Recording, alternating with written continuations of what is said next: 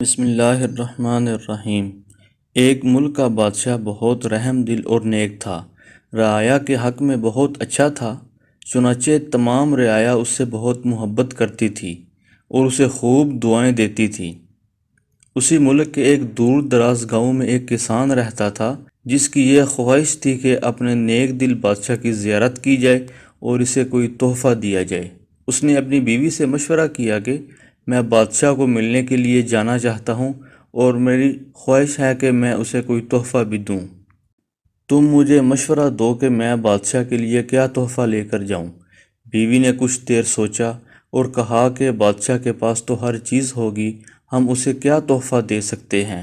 ہاں، میرا ایک مشورہ ہے کہ ہمارے گھر کے پاس بہنے والے چشمے کا پانی بہت میٹھا اور ٹھنڈا ہے، اور ایسا پانی پورے ملک میں کہیں بھی نہیں ہوگا، حتیٰ کہ بادشاہ کے پاس بھی نہیں ہوگا۔ تم اس کے لیے یہ پانی لے جاؤ۔ کسان کو یہ تجویز پسند آ گئی اور اس نے اپنے چشمے سے پانی کے 2 گڑھے بھرے اور اپنے گدھے پر لاد کر بادشاہ سے ملاقات کے لیے روانہ ہو گیا۔ کئی ہفتوں کے سفر کے بعد کسان بادشاہ کے محل تک پہنچ گیا اور اس سے ملاقات کی اجازت چاہی۔ اجازت ملنے پر بادشاہ کو تحفہ پیش کیا اور اسے بتایا کہ یہ میرے گاؤں کے چشمے کا پانی ہے، اور ایسا میٹھا اور ٹھنڈا پانی آپ کو پورے ملک میں کہیں بھی نہیں ملے گا۔ بادشاہ کے اشارے پر وزیر نے گڑھے کا ڈھکن اٹھایا تو کئی ہفتوں کے سفر کی وجہ سے پانی میں بدبو پیدا ہو گئی تھی۔ وزیر نے بادشاہ کی طرف دیکھا تو بادشاہ نے اسے خاموش رہنے کا اشارہ کیا اور بآواز بلند کہا کہ ہم اس تحفے سے بہت خوش ہوئے، اور خزانچی کو حکم دیا کہ اس کسان کے گڑھوں کو سونے سے بھر دیا جائے۔ کسان بہت خوش ہوا۔ بادشاہ نے وزیر کو بلا کر چپکے سے کہا کہ پانی کو گرا دینا اور واپسی پر اس کسان کو اس راستے سے گزارنا جہاں ہمارے چشمے ہیں، تاکہ اس کو علم ہو کہ ہمارے پاس پانی کے کتنے چشمے ہیں اور ان کا پانی کتنا ٹھنڈا اور فرحت بخش ہے۔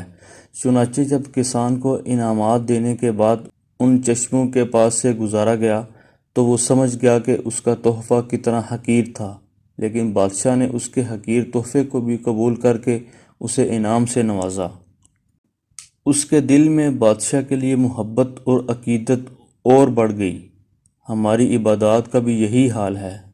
ہم جو ٹوٹی پھوٹی عبادت کرتے ہیں تو ہم اسے بہت اچھی سمجھتے ہیں اور اپنے مالک کے حضور پیش کرتے ہیں۔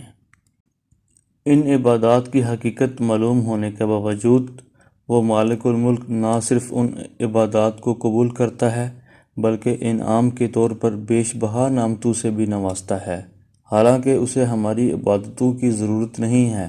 خالق کائنات کی عبادت کے لیے تو اس کے لاکھوں کروڑوں فرشتے ہی کافی ہیں۔ اب ہم ان ٹوٹی پھوٹی عبادتوں کو پیش کر کے اس کی نعمتیں حاصل کرنے والے بھی نہ رہے تو پھر ہم جیسا بد نصیب کون ہوگا؟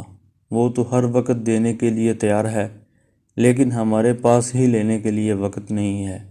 کاش کہ ہم اس بات کی سمجھ آ جائے، ورنہ جب مرنے کے بعد سمجھ آئے گی تو بہت دیر ہو چکی ہوگی۔ ہمیں ابھی سے سوچنا ہوگا۔ اگر ویڈیو پسند آئے تو چینل کو لائک کریں، شیئر کریں، سبسکرائب کریں اور بیل آئیکن کے بٹن کو ضرور پریس کریں تاکہ ہمارے آنے والی ہر ویڈیو کا نوٹیفیکیشن آپ تک بر وقت پہنچ سکے۔